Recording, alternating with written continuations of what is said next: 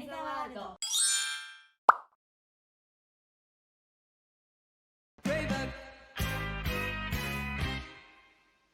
All sort of, about You are geeky officially now. Okay, let me see what can I read? You can read my handwriting. Of course I can. Honestly, it's lovely, and then you send it off, and then you wait 2 or 3 days for it to be delivered. The thing about Japanese is I always found it very logical. So everything. And then my chemistry teacher came over and she told me off. She said, that doesn't look like chemistry. So here's the misunderstanding. It's not gonna add up. You can't make most of it. That's my opinion. I just wanted to warn people who think it's gonna be easy after all these COVID things cool down. Yes, after that, whenever that will be. Whenever that will be, who knows?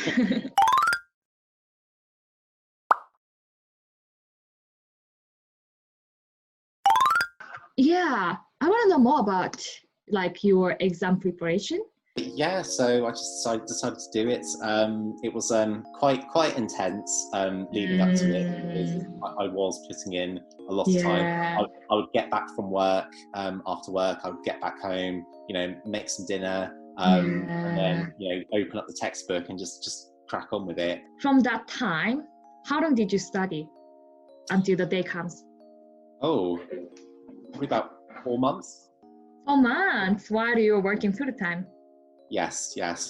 Wow. So roughly, if you can try to remember, roughly how many hours a week or day did you study? Oh. Just for people to get the idea. Well, I mean, this was leading up to it. So this was only because it was very, very close to the exam date. That's why I put in so much time. But I think it was probably about 2 hours a day, I would say. Wow, that's a big commitment considering you were working full time. Yeah, it was a big commitment. But now that I'm not taking an exam, I don't spend 2 hours a day. I spend, I don't know, maybe. Happened to me the same. I took IELTS exam July last year in London. And you passed it? Well, there's no pass or fail, but yeah, I got the score. Well. Yeah, thank you. Yeah, he knew it because I posted on my Facebook and he gave me a compliment. So sweet. Thank you. So anyways, my point is I totally agree with what he said when it comes to the commitment you put just before the exam, because there's a dead end and you gotta make it. Otherwise you get embarrassed or feel like you failed. Yeah, even if there's the goal for you passing N2, if you can't make the process enjoyable, you can't keep doing it. Exactly. Yeah. Is there anything you want to add to end the conversation and the interview? Yeah, I would just say, if you want to study it, really try and work out what it is you enjoy about it, and really, focus on the language, of course, but also focus on your enjoyment of it, and really, just let yourself go. If you can find out what it is about it, just keep reminding yourself about how much fun you're having, and just how much you're getting out of it, how much you're growing, and how much more you understand. How much more powerful you feel when you're able to understand more, or when you're able to read more, or write more, or speak more, or hear more. It's a lovely feeling, and like I say, this applies to any language. It's not just Japanese. Whether you're learning French, German, Korean, or Russian, languages, they're very, very good things to learn. Definitely. They're very enjoyable, I would say, and totally worth it. Yeah. Jordan, thank you so much for being interviewed and then giving us lovely answers. Welcome. You're welcome. Cool. So we're gonna end this video with after interview part. So it's casual. Oh, I think you didn't mention that thing. So during the lockdown, there was a thing you did other than working out and baking. What was that? So I also helped to volunteer as a teaching assistant for an old language school. Because a few years ago, when I was in Plymouth, I basically learned how to be an English teacher. Did you? Yeah, this one was called TESOL, so teaching English. TESOL, I know that. It's very famous certificate qualification, isn't it? Yes, exactly.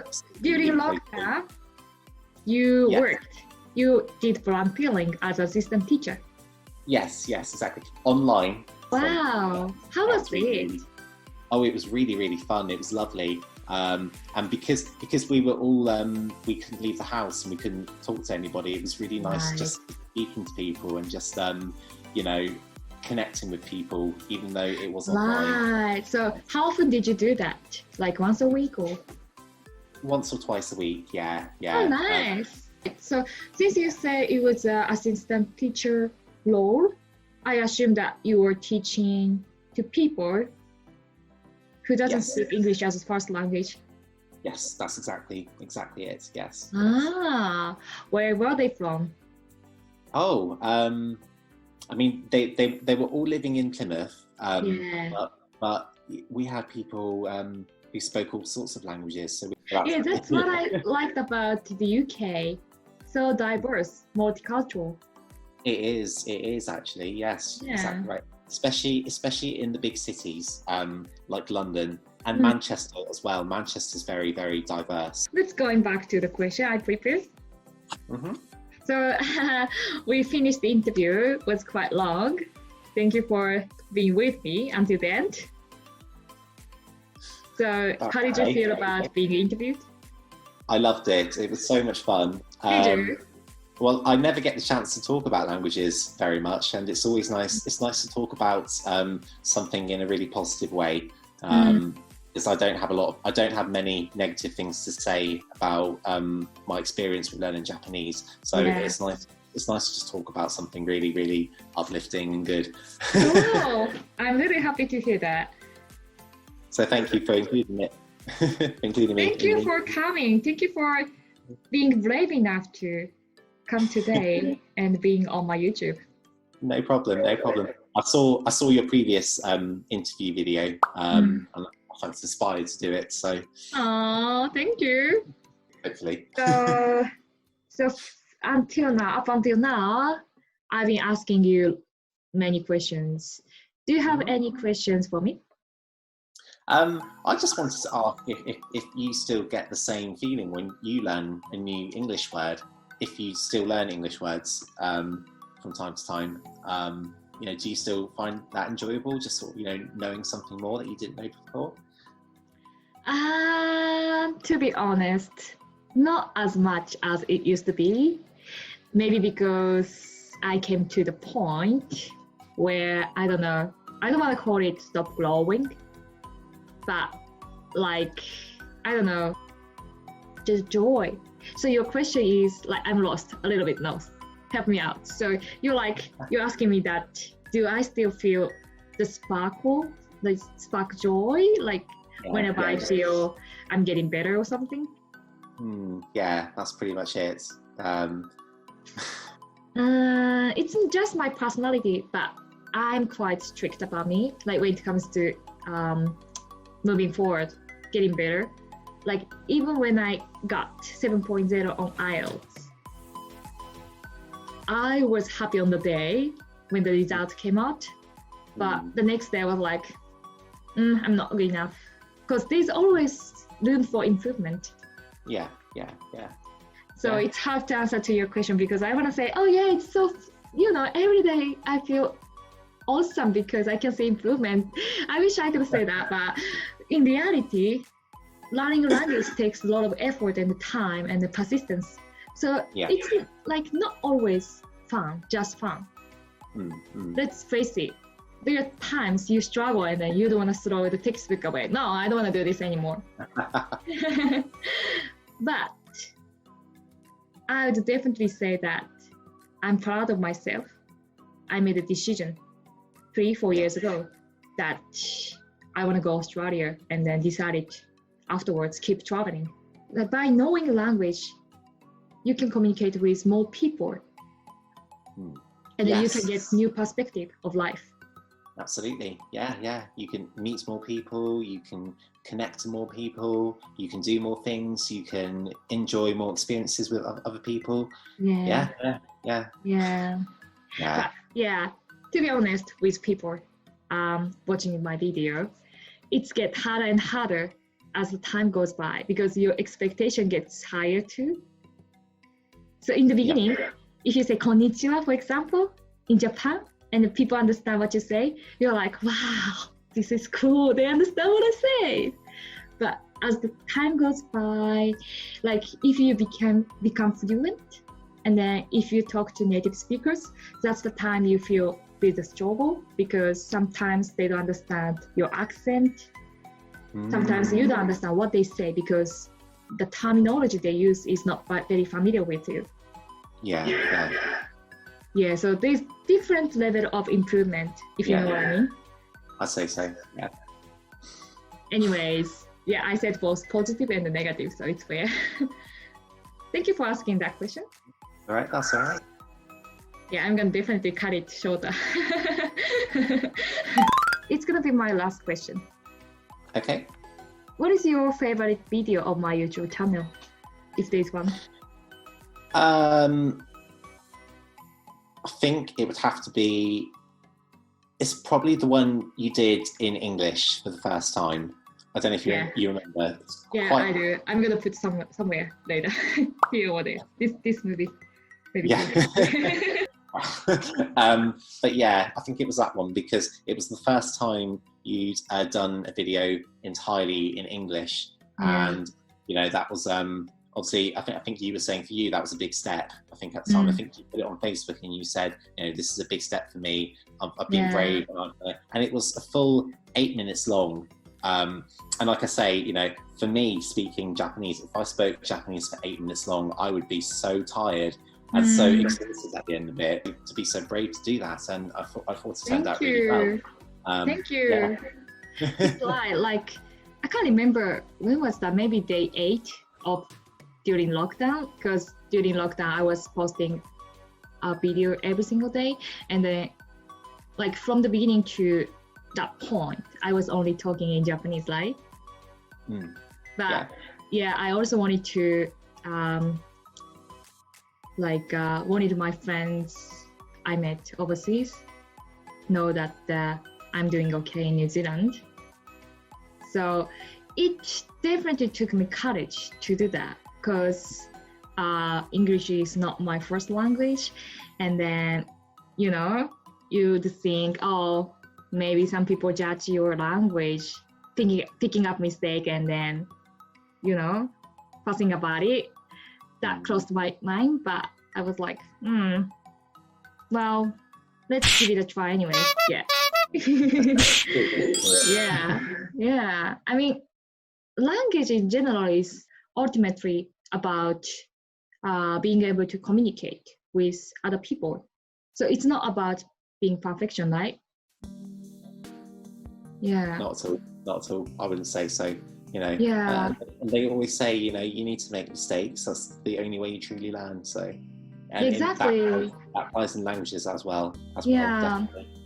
Whereas when I met people from other countries who speak English as a second language, they didn't really care about making mistakes. Like, practice make it perfect.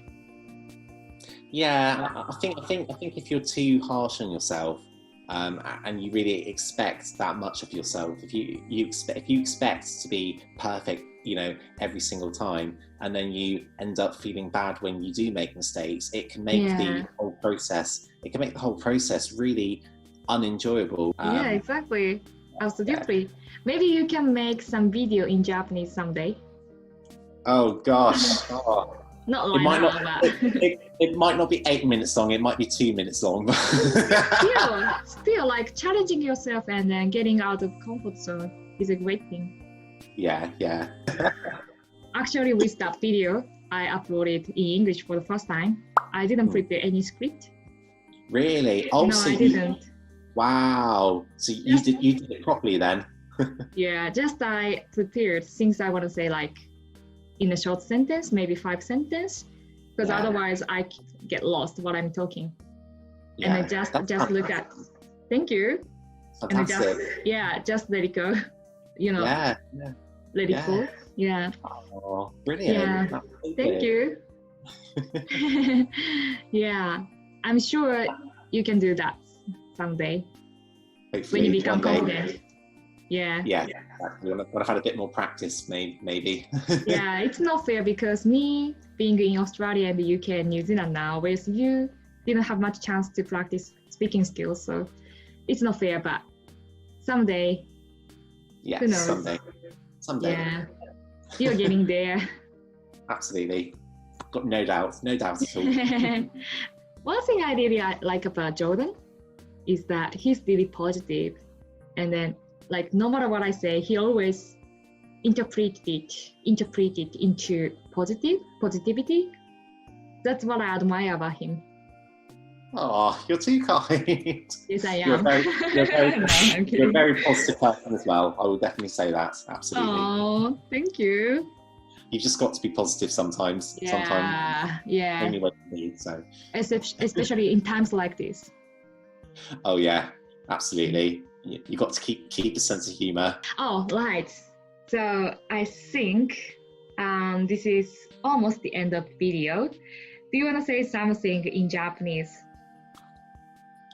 Oh my goodness. I can cut it out. このインタビューはすごく楽しかったです。イエーイ、よかった、楽しんでもらえて。何か見てくれて。何言ってGo ahead。インタビューに誘ってくれてありがとうございました。とんでもない、こちらこそインタビューに来てくれてありがとう。So, we're gonna end this video with Japanese, greeting in Japanese. So, Okay. ということで、皆さん見てくれてありがとうございました。ありがとうございました。Thanks for watching our video. Bye bye. Bye bye. Oh, don't forget to thumbs up.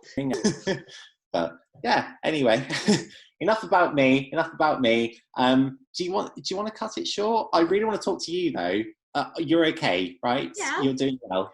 I just need to finish and then I can come back without recording. Does it sound good? Okay, that's fine. I won't keep you much longer, I promise. All right? Yeah, okay, cool. It's 11, so it's fine. Okay. I just end the conversation. See you in a bit. Like, I wasn't adventurous at all when you first met me. When you tapped me on the bus, tapped me on the arm on the bus, I wasn't that adventurous, and I wanted to be braver, but I wasn't letting myself. And as a result, I wasn't a very happy person. But Really? yeah, seriously. But when I think when I got talking to you, and then I thought, I was really impressed about the fact that because you did seem very brave to me, sort of, going to different countries, working as an au pair, having faith that no matter where you go, you would be able to find work and that things would work out okay.